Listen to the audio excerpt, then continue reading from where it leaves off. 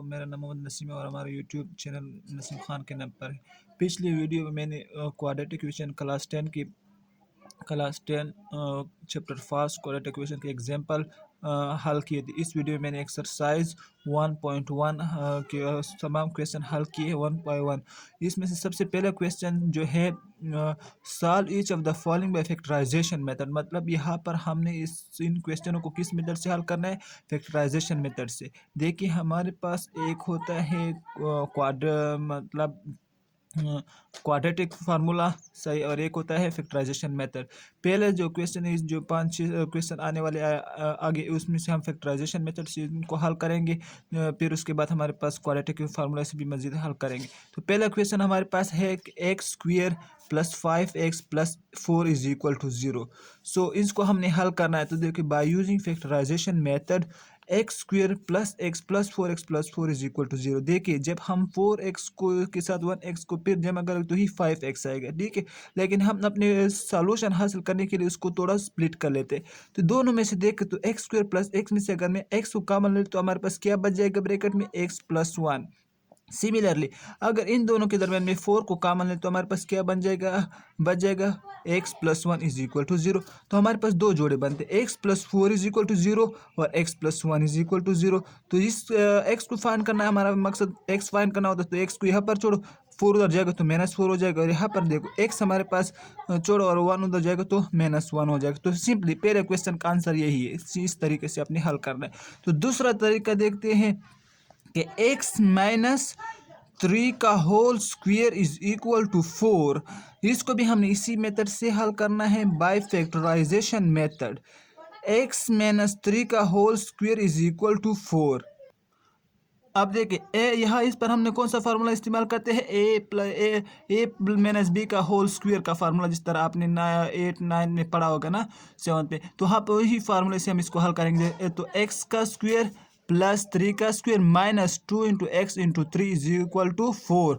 तो यहाँ इसका x का स्क्वायर एक्स स्क्वायर के बराबर आ जाएगा, 3 का स्क्वायर 9 आ जाएगा, minus 6x is equal to 4।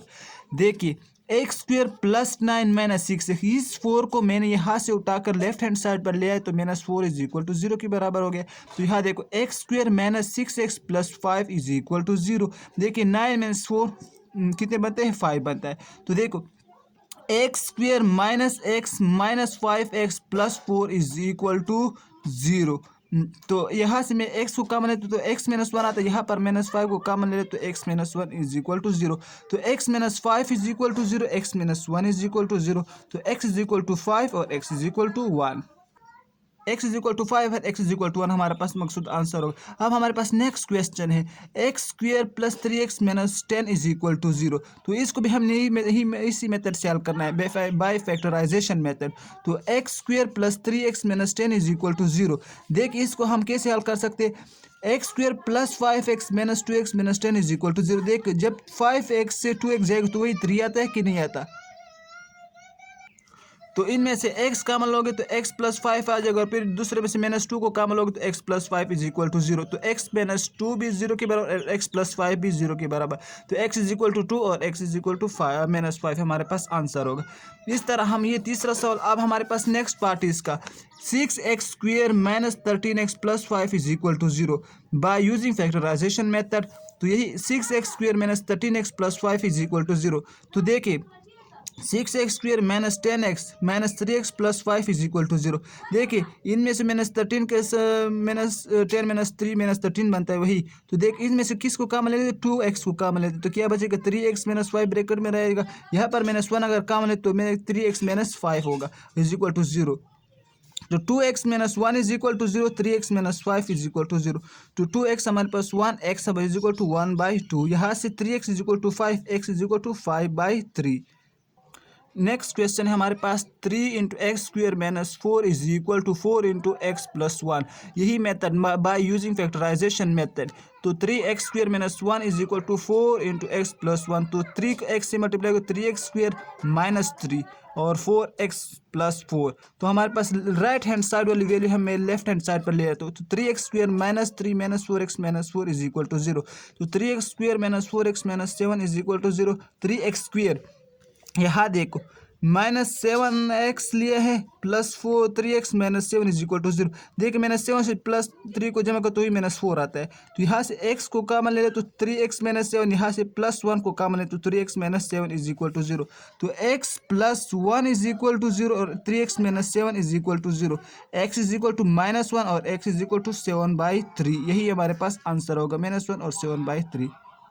अब नेक्स्ट क्वेश्चन हमारे पास है x 3x-5 is equal to x-6 x-7। यही by using factorisation method x into 3x-5 is equal to x² -7x -6x plus 42।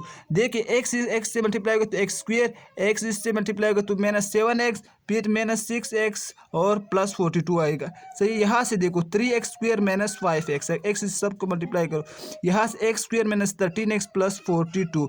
इस लेफ्ट हैंड साइड को right hand side पर ले आओ सबको, तो 3x² -5x -x² plus 13x -42 is equal to 0। तो 2x², 3 से 1 जाएगा, 2 रह जाएगा, 2x² plus 8x -42 is equal to 0। तो 2 सब में से 2 को कॉमन लो तो x² plus 4x -21 is equal to 0। यहाँ 2 उस साइड पर ले जाएगा तो 0 हो जाएगा, तो x² plus 4x -21 is equal to 0। तो यहाँ देख तो x² plus 7x -3x -21 is equal to 0। तो 7 से 3 जाएगा तो ही 4 बचेगा, तो यहाँ से x को कॉमन लो तो x प्लस 7 -3 कॉमन लो तो x plus 7 is equal to 0।